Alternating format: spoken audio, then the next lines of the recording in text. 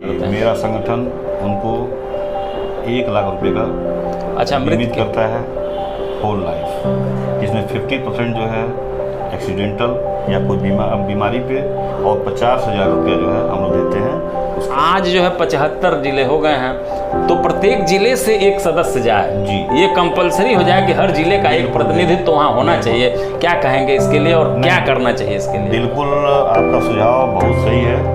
हमारा प्रश्न है और प्रश्न आपका सही है और इस पर पालन होना चाहिए और अधिवक्ताओं को इस पर आवाज़ उठानी चाहिए। मतलब मैं आप सारे एक संगठनों से पदाधिकारी मांग हैं। करता हूँ, मैं सारे संगठनों से मांग करता हूँ कि इस पे जो है अविलंब आवाज़ उठाएं और इसको पालन कराने के लिए अपनी जो है संघर्ष को मुहिम तेज करें।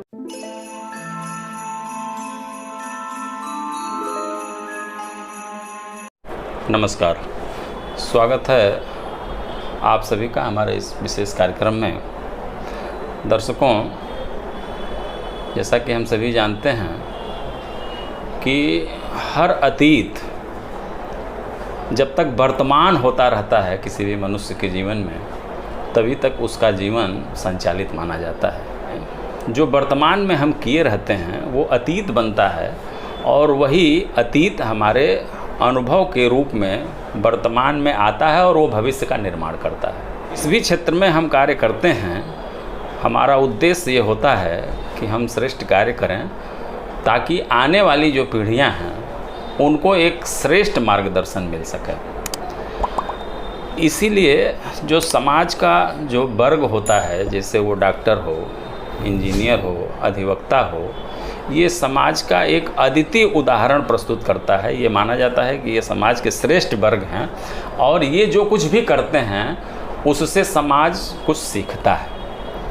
आज हमारे साथ एक ऐसे ही युवा अधिवक्ता हैं जिनके जीवन वृत्त के बारे में हम जानेंगे, जिनका नाम है योगेंद्र कुमार मिश्र, जो जिला न्यायालय गोरखपुर में आप विधि व्यवसाय करते हैं और वर्तमान में आप कलेक्ट्रेट जिला बार एसोसिएशन के महामंत्री पद पर निर्वाचित भी हैं। तो इनसे हम इनके जीवन वृत्त के बारे में बात करेंगे और जो विधि व्यवसाय है इनका, उनके बारे में भी हम बातचीत करेंगे। तो मिश्रा जी, सबसे पहले हम आपका अपने कार्यक्रम में स्वागत करते हैं। हम आपको भी जो है स्वागत करते हैं। बिल्कुल बिल्कुल। कम से कम आप अधिवक्ताओं की बातों को बिल्कुल हमारा एक मंच के माध्यम से उठाने की कोशिश कर रहे हैं। बिल्कुल, इसलिए हम सर्वप्रथम आपको हृदय से आभार व्यक्त करते हैं। बिल्कुल बिल्कुल मिश्रा जी। तो जैसे कि हमने बताया आपका नाम जी, मैं ये आपसे जानना चाहता हूँ कि जैसे आपका जो जन्म स्थान है, आपके माता पिता जो है और जो आपकी प्रारंभिक शिक्षा है वो कहाँ से हुई? तो सबसे पहले मैं यही जानना चाहूँगा कि आपके माता पिता और आपका जन्म स्थान कहाँ है? जी, हमारे दर्शकों को आप बताएं। हमारे माता का नाम स्वर्गीय कौशल्या देवी, पिता का नाम श्री कुबेर नाथ मिश्रा है। मेरा जन्म बलिया ज़िले में ग्राम रिकनी छपरा में हुआ है। अच्छा, बलिया जिले में आपका जन्म हुआ है। अच्छा, प्रारंभिक शिक्षा आपकी कहाँ से हुई? प्रारंभिक शिक्षा हमारी गोरखपुर से हुई है। अच्छा, फुलदीपुर में। तो इसका मतलब आपके पिताजी यहाँ रहते रहे होंगे गोरखपुर में? अच्छा, फर्टिलाइजर कॉर्पोरेशन ऑफ इंडिया में। अच्छा, अकाउंटेंट।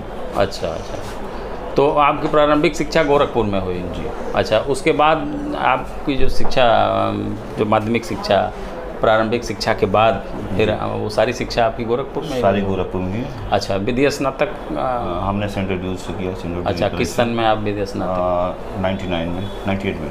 अच्छा, 98 में। तो आप स्नातक आपका किस क्षेत्र में था? आप ग्रेजुएशन? मैं से बीएससी हूँ। अच्छा, बीएससी हैं आप।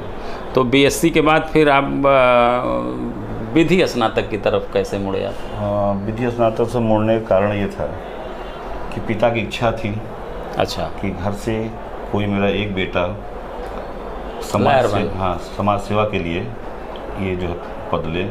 अच्छा, तो पिताजी की इच्छा के अनुसार मैंने जो है इस मतलब आपकी इच्छा, आप तो बीएससी किए तो आपकी इच्छा रही होगी चिकित्सक बनने की जी, और पिताजी की इच्छा थी, तो जो अंत में पिताजी की इच्छा का आपने सम्मान किया। आप विधि व्यवसाय कब से कर रहे हैं? 99 से। 99 में आप जी एज ए पंजीकृत अधिवक्ता आप जो है।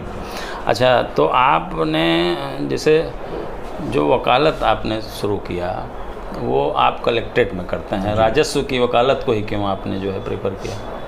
एक्चुअली में राजस्व का चुनाव इसलिए हमने किया कि प्रायः जो है ज़मीन के मुकदमे जो है हमारे पास आते रहते थे, और ज़मीन हमारे पास भी है, और चूँकि बिहार से हम बिलोंग करते हैं, कहीं न कहीं से हाँ, आपके कहीं दिमाग में जी। यह था कि ज़मीन से संबंधित जी, जी। जानकारी जो है राजस्व के माध्यम से ही जुटाई जा जी। सकती है, उस तरह के जो है। जी। तो यही हमें लगता है कि मूल उद्देश्य आपका यही रहा हम होगा कि बेहतर जो है अपने जनता को जो है हाँ बेहतर तरीके से आप हाँ जानकारी सुविधा दे सकते हैं। सुविधा दे सकते हैं। तो क्या आप मानते हैं कि एक नया अधिवक्ता जो विधि के क्षेत्र में आकर के अपना भविष्य बनाना चाह रहा है, तो उसके लिए राजस्व की वकालत जो है बेहतर है? नहीं, यह पर्टिकुलर एक जो है राजस्व न्यायालय नहीं लिया जाता है, हर क्षेत्र में स्कोप है। अब उसके क्षमता पर डिपेंड है कि वो किस क्षेत्र में जाना चाहता है और क्या कर सकता है। हाँ, ये तो सही है, लेकिन अगर कोई ऐसा अभ्यर्थी, कोई ऐसा छात्र जो विधि के क्षेत्र में, विधि व्यवसाय के क्षेत्र में अपना करियर बनाना चाह रहा है, तो जैसे आप चूँकि उस क्षेत्र में कार्य कर रहे हैं, जी। आप राजस्व के मामले को देख रहे हैं, जी। तो अधिकांशतः होता क्या है ना कि जब आप विधि स्नातक करने के बाद बिल्कुल। और पंजीकरण कराने के बाद लड़के फौजदारी की तरफ जाते हैं, सिविल की तरफ जाते हैं, राजस्व की तरफ आने वाले लोगों की संख्या कम होती है। तो इस दृष्टि से मैं पूछ रहा हूँ कि अगर कोई अभ्यर्थी आपका कार्यक्रम देख रहा है, कोई अगर विधि स्नातक आपका कार्यक्रम देख रहा है और वो चाह रहा है कि हम भी जो है राजस्व में जो है भाई उसके पास भी ज़मीन हो, वो भी ज़मीन के विवादों से उसका भी सामना होता रहे, तो ऐसी दृष्टि से अगर वह अभ्यर्थी, वह विधि स्नातक अगर राजस्व से अपना विधि व्यवसाय शुरू करना चाह रहा है, तो कितना बेहतर उसका भविष्य होगा, उस पर हमारा सवाल था। जी। क्या कहेंगे आप? अब इस पर मुझे यही कहना है कि देश का कोई ऐसा व्यक्ति नहीं है जो ज़मीन से न जुड़ा हो। ज़मीन से ना जुड़ा, 1 इंच हो चाहे आधा इंच हो, उस पर भूमि है। अगर भूमि है तो उसको राजस्व के बारे में जानकारी रखनी चाहिए और निश्चित रूप से इस पर रुझान उसका आना चाहिए। तो यानी कुल मिलाकर के अगर वो राजस्व की वकालत करता है तो वो बेहतर जो है मतलब उसका जो विधि व्यवसाय है वो अच्छी तरह से संचालित कर सकता है और जीवन यापन के लिए पर्याप्त जो है यहाँ पर छोटे से बड़े हर व्यक्ति को अपना जो है सुविधा दे सकता है, सेवा कर सकता है। बिल्कुल बिल्कुल, यही है हमारे कहने का तात्पर्य। यही था कि एक विधि व्यवसायी के रूप में अगर कैरियर कोई शुरू करना चाहता है तो राजस्व के क्षेत्र में अगर आता है तो सुनहरा है, भविष्य सुनहरा है। अच्छा, ये बताएं मिश्रा जी कि आप जो है चूँकि वर्तमान में भी आप जिला बार एसोसिएशन के महामंत्री हैं और इसके पूर्व भी आप रह चुके हैं, तमाम अधिवक्ताओं से हमारी वार्ता होती रहती है, तो अक्सर ये सामने आता है कि अधिवक्ता हितों की रक्षा के लिए जो बार एसोसिएशंस हैं या बार काउंसिल हैं, ये इनका गठन हुआ है जी। लेकिन ये कहीं न कहीं आज भी जो उद्देश्य था उस उद्देश्य को पूरी करने में कहीं न कहीं आज भी असफल हैं। तो कहाँ तक आप इसको सही मानते हैं? इसमें असफल होने के कारण स्वतः हम लोग अपने आप को जिम्मेदार मानते हैं, क्योंकि हम लोग देश की सेवा तो करते हैं, जनता की सेवा तो करते हैं, लेकिन अपने मुद्दे पर एक साथ आवाज़ नहीं उठाते हैं, जिसका जो है परिणाम है कि आज हम असुरक्षित हैं। आज की डेट में अगर एक संघ अपनी आवाज़ पूरा उठाता है तो भी हम सफलता प्राप्त कर सकते हैं। बिल्कुल। लेकिन आपने प्राय देखा होगा, जब अपने मुद्दे की बात आएगी लोग अपने सीटों पर बैठ जाएंगे, चलने की कोशिश नहीं करेंगे, तो ऐसे में कहीं न कहीं से हम फेलोर होते हैं। ऐसे में संगठन क्या करेगा अगर आम अधिवक्ताओं का सहयोग अगर नहीं मिलता है? आम अधिवक्ताओं को अगर सहयोग नहीं मिलता है, जितनी ऊर्जा है, जितने क्रांतिकारी अधिवक्ता हैं उनको भी साथ लेकर हम चलने का प्रयास कर रहे हैं और निश्चित रूप से हम सफलता प्राप्त करेंगे। बिल्कुल बिल्कुल। तो आप बताइए कि आपका दूसरा कार्यकाल है, तो आपने जो है बार एसोसिएशन के एक महामंत्री की हैसियत से आपने जो जिला न्यायालय परिसर में कौन कौन सी जो मूलभूत सुविधाएं हैं उसको आपने जो है उपलब्ध कराया है अधिवक्ताओं को, क्या कहेंगे? अब हमने तो वर्तमान समय में 84 चैम्बर, 4 हॉल बन के तैयार हैं। अच्छा। एक हम लोग जो है लाइब्रेरी लाए हैं, डिजिटल लाइब्रेरी, जिसका शिलान्यास होना है, उस पर भी काम तेज़ चल रहा है। अच्छा। इसके इतर भी हम लोग कोविड में अधिवक्ताओं को 1000 रुपया जो है अच्छा। स्टाइपेंड दिए थे। उसके बाद भी जहाँ अधिवक्ता की बात होती है वहाँ हम लोग जो है ससरी उपस्थित होते हैं और कोशिश करते हैं कि अधिवक्ता हित का खनन न हो, इसके लिए चाहे जो भी हो। बिल्कुल बिल्कुल, मतलब अधिवक्ता हितों की सुरक्षा के लिए आपकी बिल्कुल, तत्परता बिल्कुल। लगातार बनी रहती है। नहीं, ठीक है, अच्छी बात है। तो इसके अतिरिक्त जैसे मान लीजिए आपने बताया कि कोविड काल में आपने अधिवक्ताओं को, अपने जो आपके मेंबर हैं जी, उनको आपने जो है सुविधा, आर्थिक सहयोग प्रदान किया। ऐसी स्थिति में जैसे मान लीजिए कि तमाम सारे अधिवक्ता हैं जो यहाँ जिनकी मृत्यु हो जाती है या अधिवक्ता बीमार पड़ जाते हैं, तो ऐसी स्थिति में उनके लिए क्या सुविधा आप प्रदान जी, करते हैं? मेरा संगठन उनको 1 लाख रुपए का अच्छा, बीमित मृत्यु करता है होल लाइफ, जिसमें 50% जो है एक्सीडेंटल या कोई बीमारी पे और 50,000 रुपया जो है हम लोग देते हैं उसके मौत पे। अच्छा अच्छा, यानी 1 लाख रुपया आपके यहाँ जो पंजीकृत अधिवक्ता है, जो इनरोल्ड हो गया अगर कलेक्ट्रेट में, जी। जिला न्यायालय गोरखपुर में अगर कोई अधिवक्ता जो नामित हो गया तो उसका 1 लाख रुपए का बीमा हो जाता है, जिसमें एक्सीडेंटल रिस्क कवर 50% है और मृत्यु जो है डेथ कवर 50%। होल लाइफ 50% ले सकते हैं बीमारी या एक्सीडेंटल पे, और 50,000 जो है मौत के बाद। अच्छा, मृत्यु होने पर 50,000 रुपये तो उनके परिवार को दे दिया जाता है। स्वतः हम अध्यक्ष मंत्री जाते हैं, उनके परिवार को देते हैं। अच्छा अच्छा, जैसे अभी हमारे इसके पहले कई अधिवक्ताओं से बात हुई तो बार काउंसिल की जो व्यवस्था है उस पर प्रश्न चिन्ह लोगों ने खड़ा किया। जो बार काउंसिल की व्यवस्था है, ये माना जा रहा है कि बार काउंसिल अधिवक्ता हितों की सुरक्षा के लिए एक संविध संस्था के रूप में उसका गठन हुआ था एडवोकेट्स एक्ट के तहत जो है, लेकिन वह अधिवक्ता हितों की सुरक्षा में कहीं न कहीं जो है वो विफल हो रही है। तो इससे कहाँ तक आप सहमत हैं? बिल्कुल, हम ये कहना चाहेंगे कि सारे संगठन एपेक्स बॉडी मानती है, मीन्स हो गया कि आप जो है जनक हैं, आपसे ही हम लोग आए हैं। बिल्कुल, लेकिन आप हमारी रक्षा नहीं कर रहे हैं। नहीं कर रहे हैं। अगर रक्षा करते तो हर देश, हर प्रांत से अधिवक्ता सुरक्षा अधिनियम के बाबत धुआं उठ रहा है, ज्वालामुखी उठ रहा है, और आप उसको कम से कम शासन स्तर तक पहुंचाते, इसमें 10 कदम आगे बढ़ाते तो हमारे यहाँ जो है सफलता मिल जाती है। आपको बताना चाहेंगे हम कि बिहार में, राजस्थान में, मध्य प्रदेश में अधिवक्ताओं के लिए सुरक्षा अधिनियम लागू हो गया। ऐसी कौन सी जो है अड़चन है जिससे जो है अधिवक्ता सुरक्षा अधिनियम यहाँ नहीं आ रहा है? आपने ये भी देखा होगा कि इस कोरोना काल में अधिवक्ताओं को 1 पैसा शासन से नहीं मिला।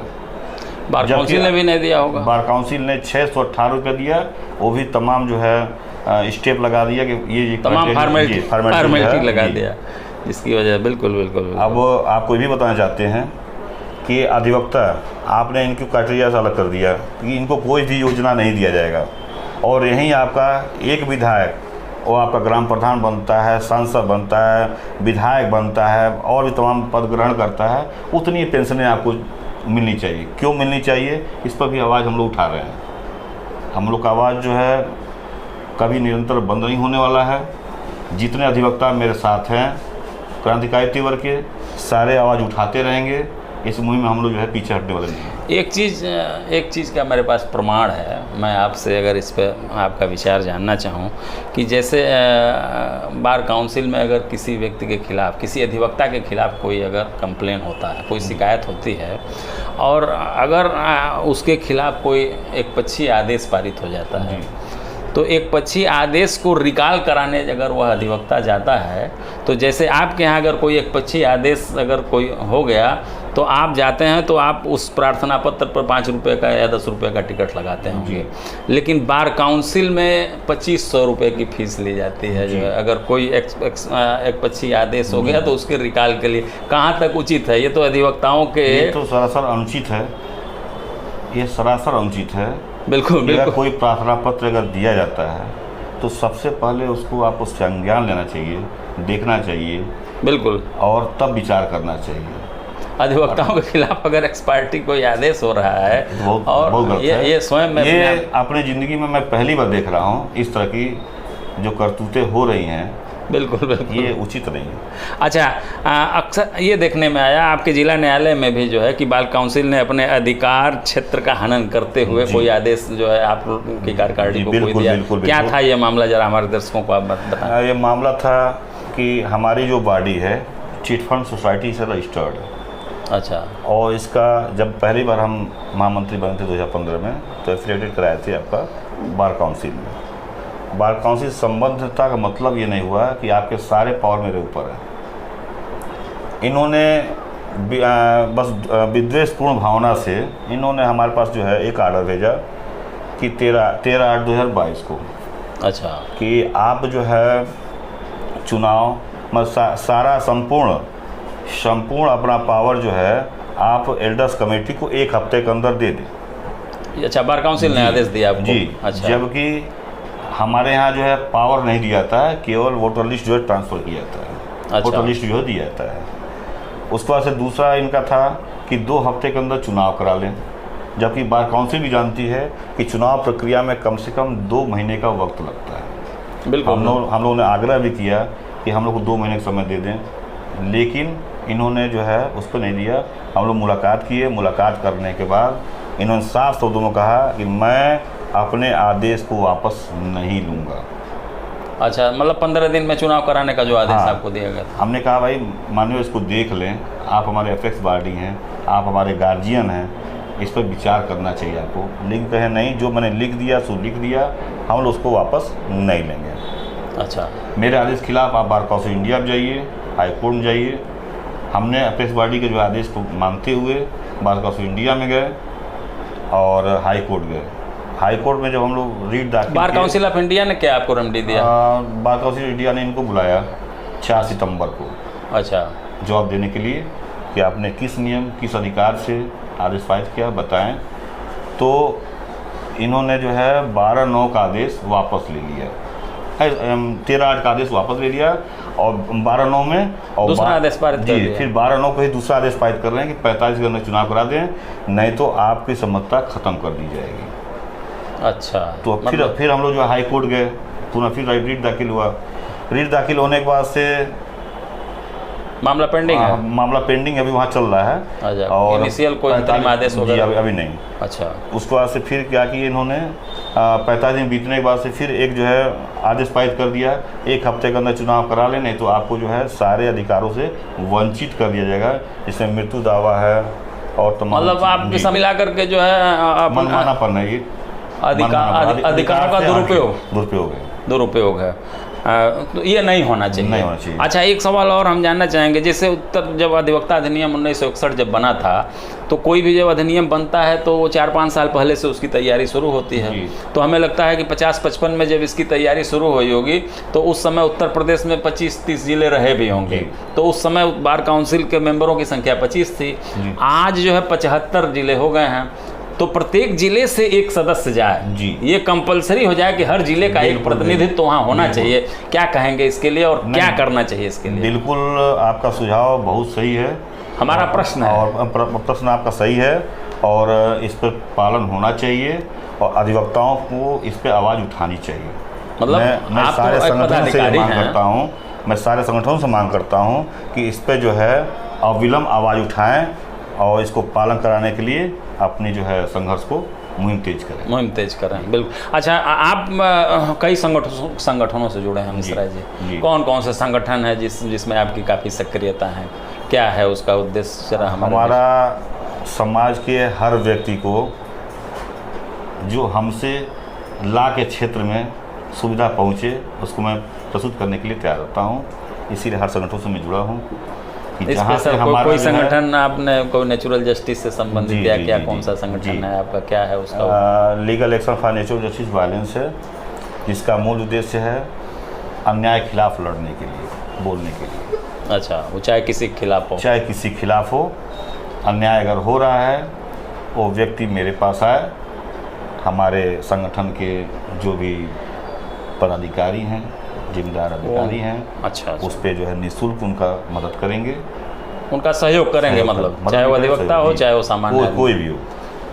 अच्छा, चलते चलते एक सवाल और मैं जो है चाहूँगा कि जो यद्यपि सवाल मैंने पहले पूछ लिया है, लेकिन फिर एक बार मैं आपसे सवाल पूछ रहा हूँ कि जो नए अधिवक्ता पढ़ाई करके जो नए विधि स्नातक पढ़ाई करके एक अधिवक्ता के रूप में अपना राजस्व अधिवक्ता के रूप में वो अपना कैरियर बनाना चाहते हैं, तो उनके लिए क्या आप कहेंगे, क्या संदेश है उन नए अधिवक्ताओं के, नए जो अपना कैरियर शुरू करना चाहते हैं? क्या नए अधिवक्ताओं से मैं यही कहना चाहूँगा कि जिस क्षेत्र को चुने पूरी तन्मयता से, पूरी ऊर्जा के साथ चुने और ऊर्जा के साथ अपना वर्क। राजस्व क्षेत्र में, राज्य क्षेत्र में भी मतलब आपके यहाँ कलेक्ट्रेट में आता है कोई अगर पंजीकरण करा कर, बिल्कुल क्या उसका आप जो है सहयोग करेंगे? हमारे यहाँ तो अभी जो है कम से कम 100 लोग का रजिस्ट्रेशन हम लोग किए हैं। अच्छा। और अभी तत्काल में 2 जो है जूनियर भी मेरे पास आए हैं, तो जहाँ तक होता है हम लोग मदद करते हैं। दर्शकों, आपने देखा जोगेंद्र कुमार मिश्र जी ने अपने जीवन वृत्त, अपने विधि व्यवसाय और जिस संगठन से आप जुड़े हुए हैं उसके बारे में विस्तृत तरीके से हमारे समक्ष आपके लिए अपनी बात को रखा। निश्चित रूप से आप उससे लाभान्वित होंगे। मिश्रा जी, आपने अपना अमूल्य समय निकाला और हमसे बात किया, इसके लिए आपको बहुत बहुत धन्यवाद। धन्यवाद आपको भी।